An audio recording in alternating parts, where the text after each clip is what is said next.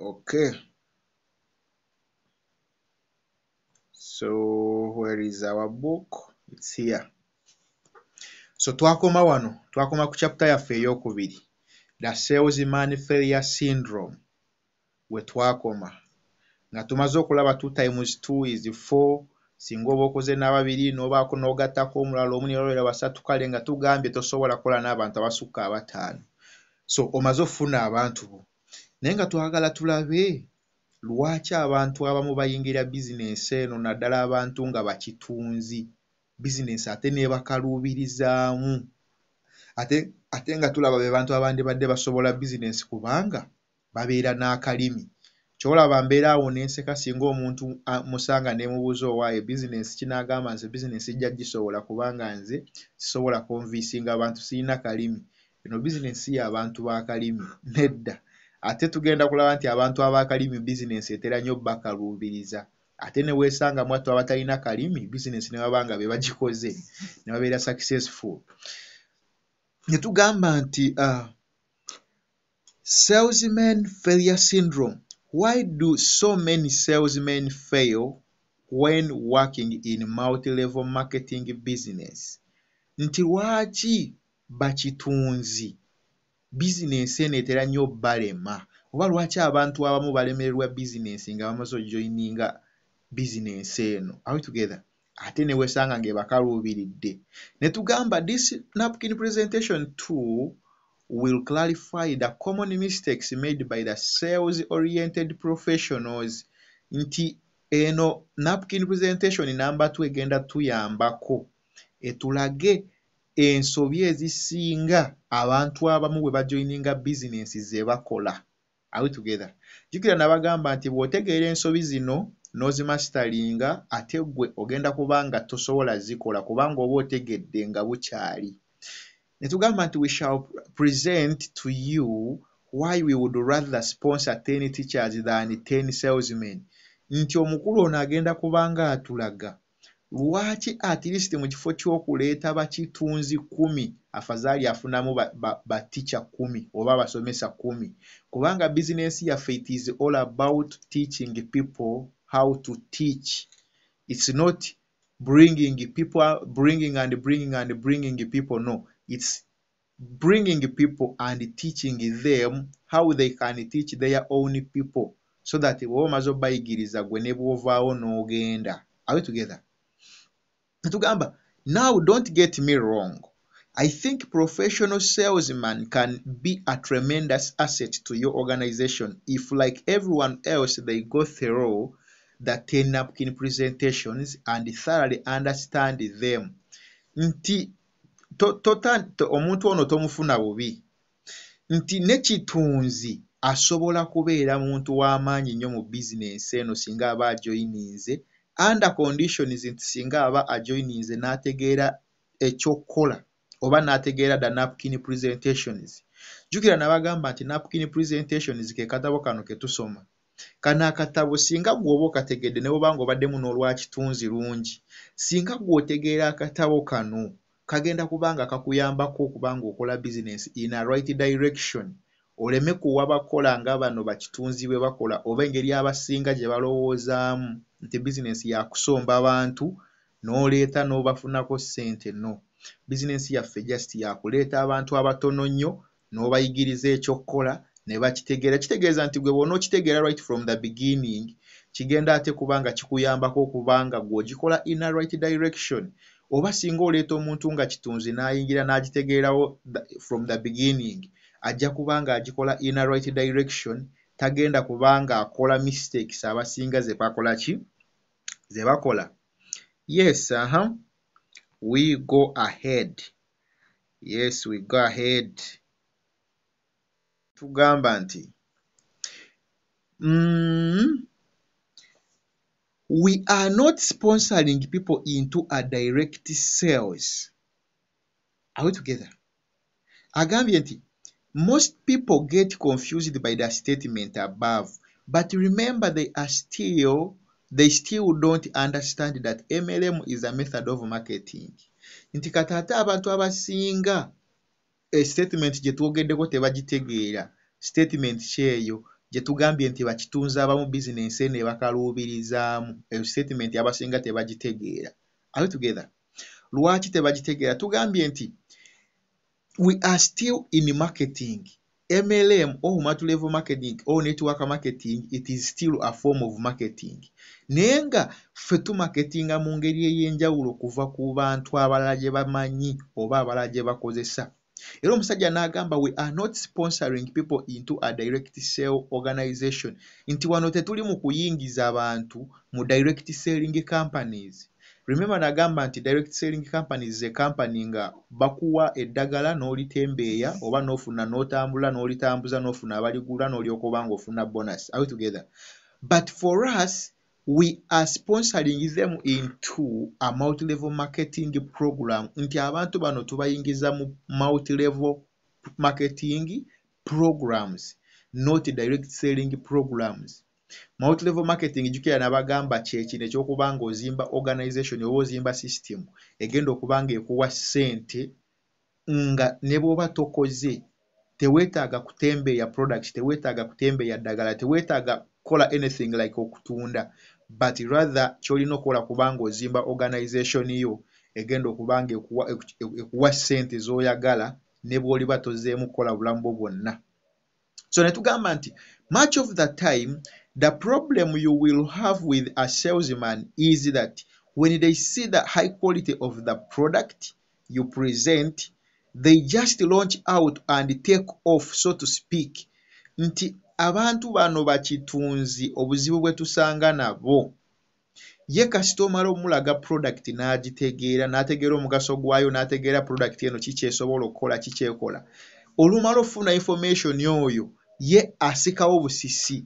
Are we together? N'agenda yatandike kubanga atunda product, yalabanga ebyokuzimba system bimulwisa.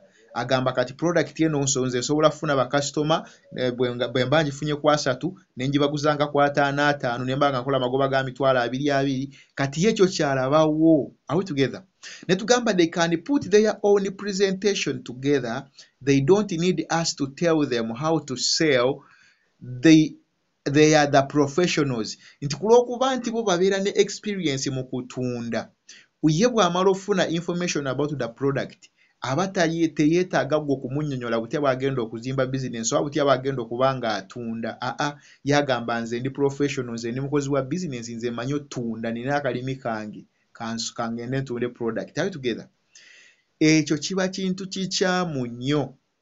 Era singa oba okitandise yagala gano ogenda kuba ng'ofa bwavu ava machi ng'oli mu business yaffe oba mu industry yaffe.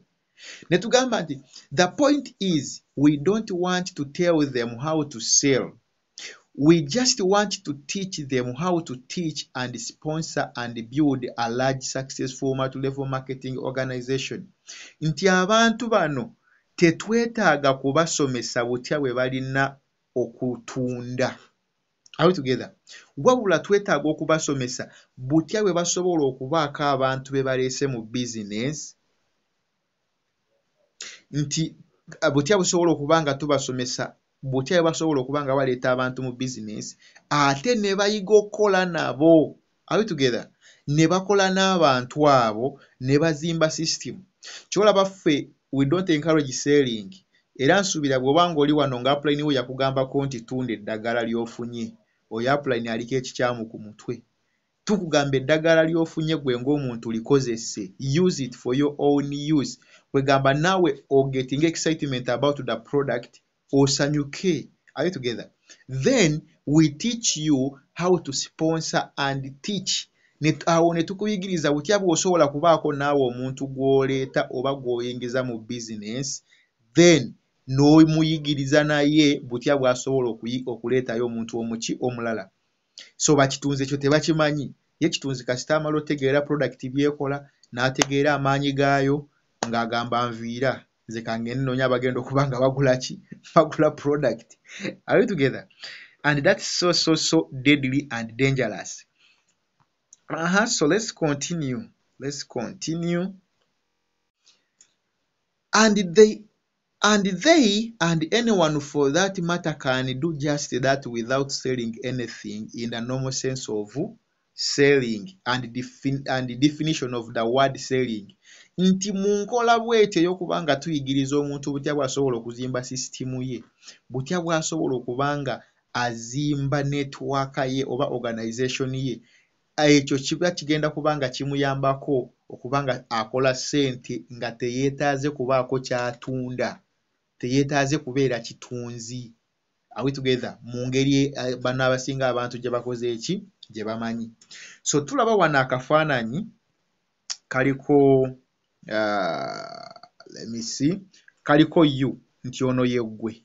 Are we together? Then kaliko wano omuntu omuki omulala. Tugenda kubanga tulaba kategeeza ki. Ne tugamba nti if you can sit down with them and explain a few simple things about multi-level marketing and why it is different than direct selling, then the tendency is for them to go off in the wrong direction. Nti abantu bano singa oba tobatuuzizza bakitunzi n'obasomesa omugaso gw'okuzimba bizinensi n'okutunda, n'obayigiriza omugaso gw'okuzimba teams oba okuzimba abantu be balina wansi waabwe n'okutunda, bagenda kubanga bagendera mu direction enkyamu. Bantu bangi tulimu eno bizinensi naye ng'ogikola mu bukyamu. Are we together? Ne tugamba as we continue on with the napkin presentations, we will give you a few examples. Tugenda kubanga tufuna ku examples ezimu tulabe obuzibu buvaawo abantu bano abagamba bizinensi nzeegaanye, nze abantu sibalaba, nze bakasitoma sibalaba kuba yalowooza tuli mu kutunda like mu ngeri eya bulijjo ye gy'amanyi. So netugamba nti most people think, and especially salesmen, that if you sponsor someone you have duplicated your effort. Draw one circle under the other. There was one and now there are two. Kino kituzaako emabega wano ku kasaako ke tulabye nti abantu abamu ensobi gye bakola bo balowooza nti bw'obaako omuntu gw'oleese mu bizinensi ne bw'aba omu oba babiri nti oba omaze kuduplicatinga. Anti mwatugamba tuleete abantu ababiri mbaleese maze okuduplicatinga. My friend, nti kuba bo balowooza nti bwe mba naliwo omu kati ne ndaatayo omulala owookubiri kitegeeza maze okuduplicatinga. That's not duplication. Are we together? Oyo omuntu ajoyinize Yesu omuliddeko ssente but tanabategeera kyakola. That means you have not yet duplicated. Are we together? Tanabategeera kyakola, tanabakola ssente, tanaba ku understandinga industry. Oba tuli wamu? We continue. Ne tugamba nti there was one and now there are two. It sounds logical but that's not true. Nti yes, omuntu bw'akiwulira ayinza okugamba kituufu nti nali omu kati tuli babiri awo maze okuduplicatinga. My friend, bw'obanga okyalowooza mu eyo like eyo endowooza n'ogamba nti kasita nabaako omuntu gwe ndeeta n'emuleeta mu bizinensi maze okuduplicatinga, that's not true. Are we together? You don't duplicate by bringing someone into the business, but you only duplicate if you teach someone you brought into the business how he can also do the same thing you are doing. Butya bw'asobola okukola ekintu kye kimu naawe ky'okola. Are we together? Butya bw'asobola naye okukola ssente. That is what we call duplicating. Kitegeeza obeera duplicatinga effort yo. Are we together? Omuntu anaategeera topiki eno olunaku lwa leero agenda kukola ssente nga nnyingi nnyo. So let's proceed. We proceed. Netugamba that the reason that it's not true is that if the one represented by the top circle sponsor goes away, the one they sponsored will go away also. You won't continue on. Nti lwaki tugamba nti ekintu kino kikyamu oli bw'alowooza nti bwe mba omu ne mbaako omuntu gwe ndeeta mbeera duplicatinze. Era gwe wenaali wano oba ng'okyalowooza nti naleeta abantu bange ababiri kati kiwedde ngenda kubanga nkola ssente paka bwe ndifa. Lwaki engeri gy'olowoozamu nkyamu? Nti gwe bw'obanga olina omuntu gw'oleese, let's say oleese omuntu ono wano, ono ye ggwe, oleese omuntu ono kiba kitegeeza nti omuntu ono gw'oleese tannaba tegeera kyakkola. Are we together? Kitegeeza singa okeera ku makya n'ovaawo n'ogenda, agenda kugoberera naye agenda kuyitinga bizinensi. Are we together? Singa okeera ku makya n'ofa tagenda continuinga nga runninga system. Singa okeera ku makya tugamba ofunye ebikufudde bize tagenda kukola business. Lwaki? Kubanga tannaba tegeera ky'alina okukola. That's why we say you have not yet duplicated your effort. Oba tonnaba kuduplicatinga yadde n'akatini n'akeddagala. Are we together? Era ne tugamba nti you must explain to your people that if they truly want to duplicate themselves, they have to be at least 3 levels deep. Only then are they duplicated. Nti gwali wano bw'oyagala kola kye tuyita duplication nga tonnaba kutuula wansi n'olimba abantu n'obagamba nti my business yange maze okuduplicatinga nti kati ngenda kubanga nkola ssente paka lwendifa. Olina okumakinga sure nti business yo eri 3 levels deep. 3 levels deep kitegeeza ki? Nti omuntu gw'oleese alina abantu baleese n'omala n'omuyigiriza naye nga ayigiriza abantu be baleese ne basobola okubaako nabo abantu be baagaliza oba be baleeta mu business. Are we together? That is being 3 levels deep. Kitegeeza nti gwe ne bw'oba ovuddewo omuntu oyo gw'oleese aba ayize okusomesa. Are we together? Kitegeeza naye aba asobola kwesomeseza abantu be. Aba asobola kwerunningira business ye n'agitambuza without your effort.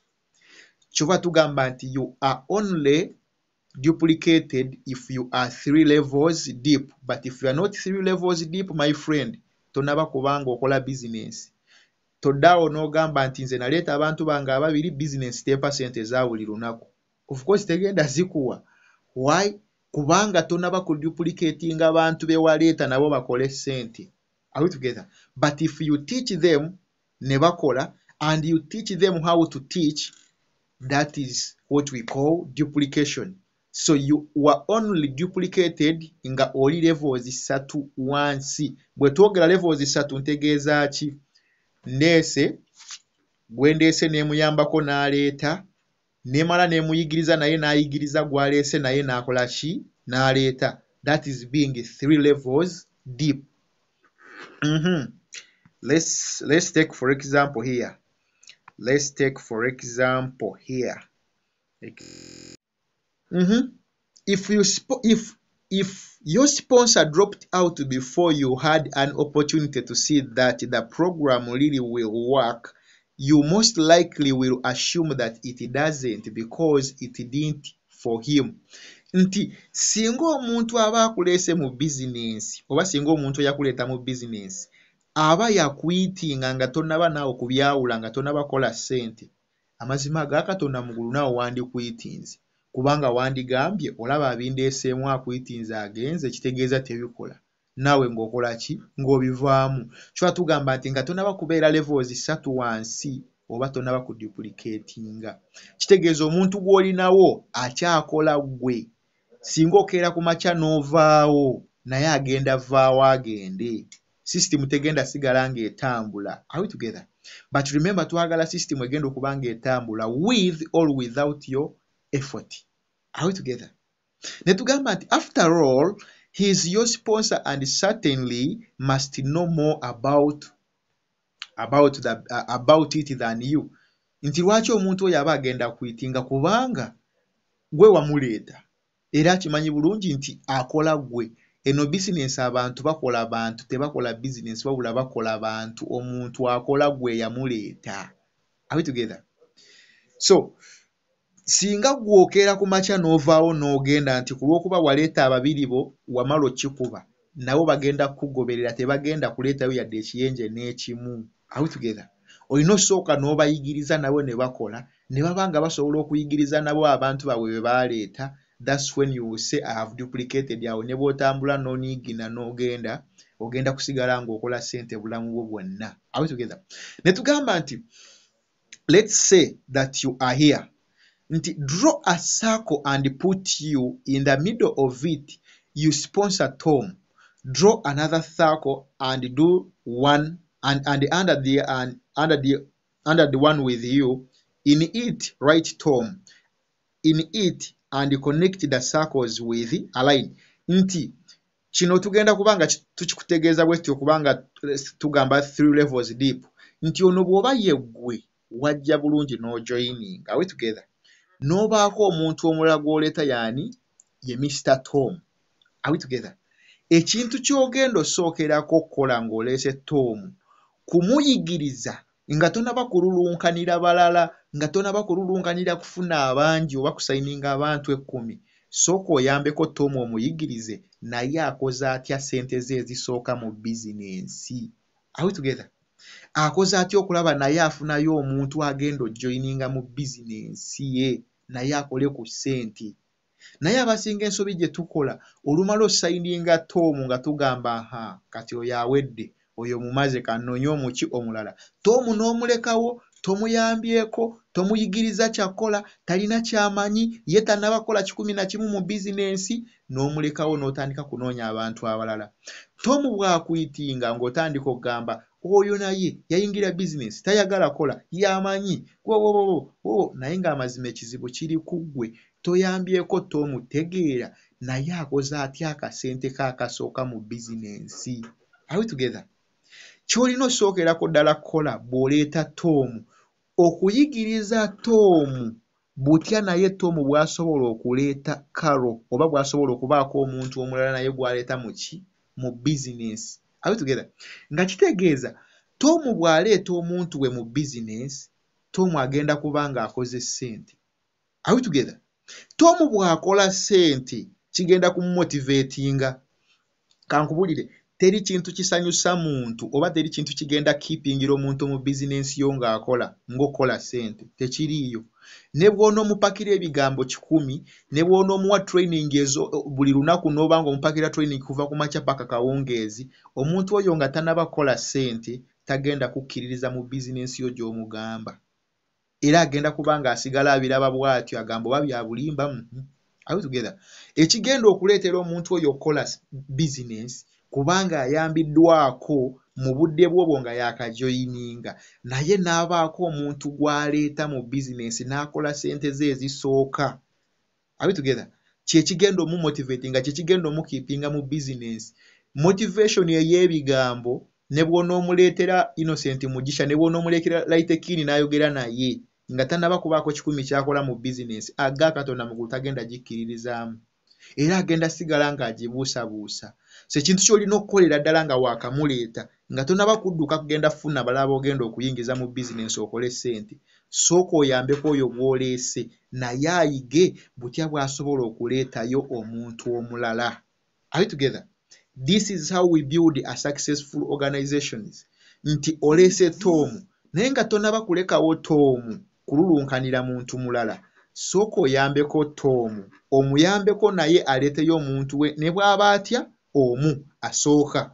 Bw'anaamuleeta n'amuyingiza Tom n'alaba ssente nga zigenze ku akawunti ye, ajja gamba okay, ebintu bino bituufu.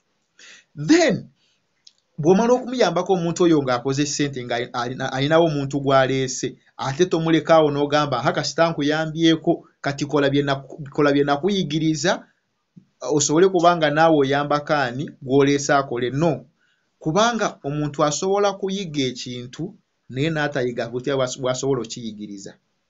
Nsobola ssaawa ya leero okuyigiriza butya bwe bafumba macaroni, naye ate ggwe n'otayiga butya bw'osobola ogayigiriza omulala ogafumba, naye ng'ogamanyi mutwe nti yeesinga fumba bwenti ne bwenti ne bwenti, naye nga tosobola kuyigiriza mulala. Oba kitegeera bulungi? So ng'omaze okumuyambako n'akola ssente n'abaako omuntu gw'aleese, ki ekiddako? Let's see. Ki ky'olina okuddako okukola? I hope. N'agamba nti yeggwe wano oleese Tom wo. Yeggwe oleese Tom n'okola ssente. Kati ky'olina okukola kuyambako Tom omuyigirize butya naye bw'asobola okuleeta ani? Carol. Butya naye bw'asobola okuleeta omuntu.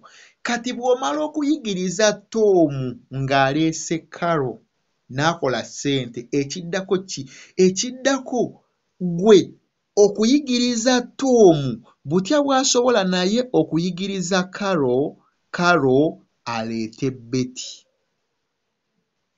Oba tukitegedde bulungi? Omaze okuleeta Tom n'omuyambako n'omuyigiriza butya bw'asobola okuleeta Betty n'aleeta Carol.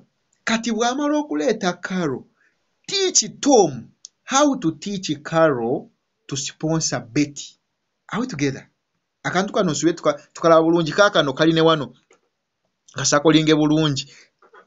Teach Tom how to teach Carol to sponsor Betty. Nti kati yigiriza okuyigiriza.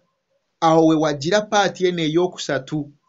Omaze okumuleeta, omuyambyeko naye alina gw'aleese akoze ssente. Ekiddako yigiriza Tom butya bw'asobola naye okwesomeseza Carol oba okuyigiriza Carol gw'aleese.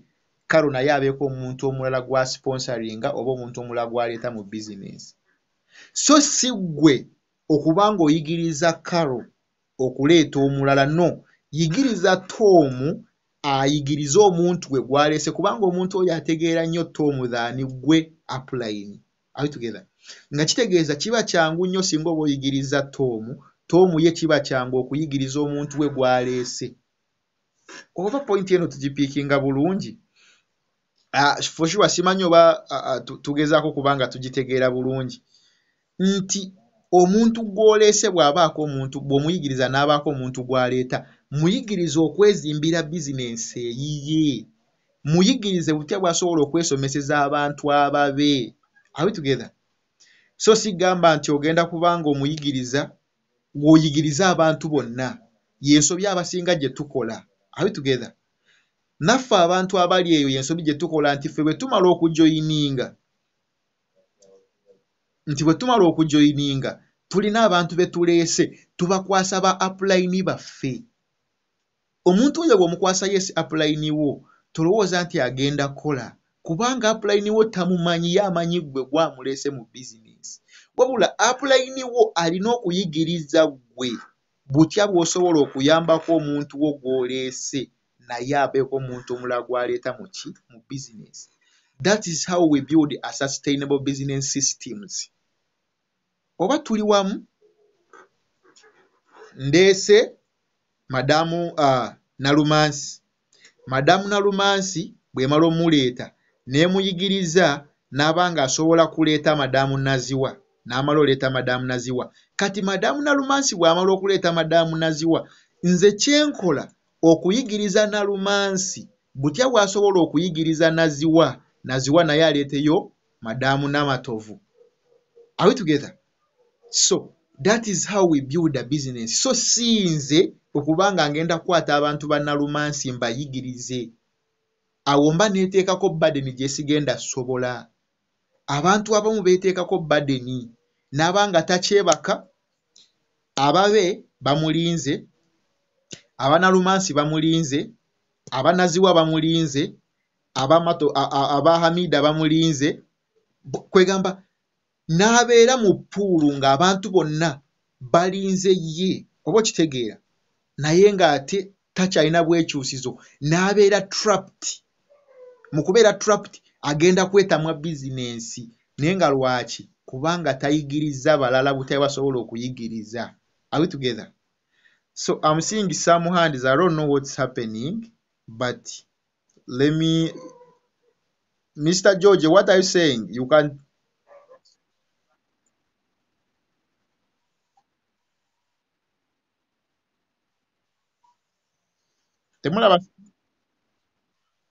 Temulaba screen?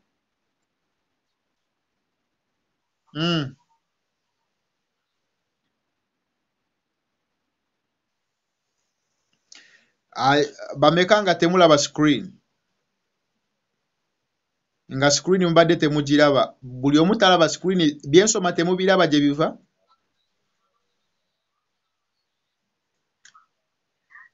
Wangi bw'oba obadde nga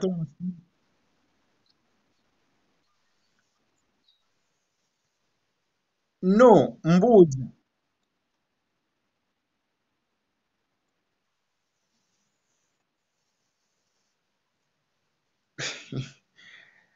I really don't know, but kasite ekirungi tuwulira bwe mbanga mbadde temugiraba simanyi lwaki. I don't know whether maybe there is a somewhere awatali clear, but ndowooza egenda kubanga etereera. Madamu Shakira, you have the same issue?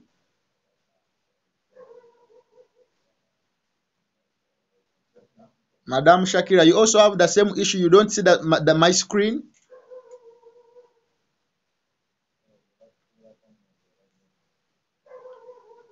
People are not saying anything. Mr. Justice, you also don't see my screen?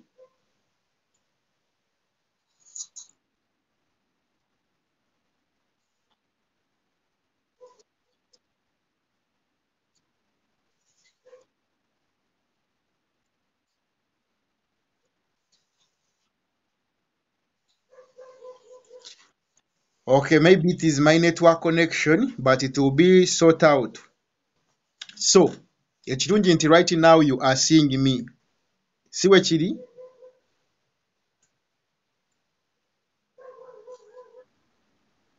Okay, that's good. So, ekisinga okuba ekikulu ngenda kubanga biri nziramu mbinyonyole bulungi. Maybe there is somewhere something wrong.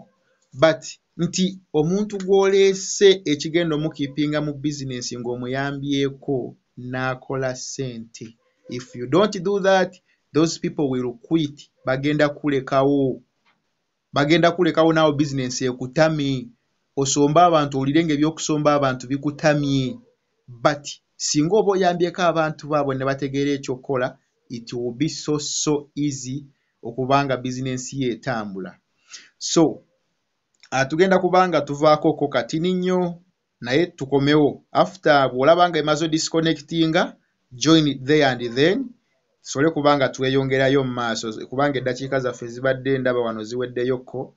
So egenda kubanga evaako bw'evaako ddamu onyige mu linki yennyini eyo gy'olina oba gye wakozeseza okujoininga ogenda kubanga okomawo. Yeah, let me wait to see you in the second session.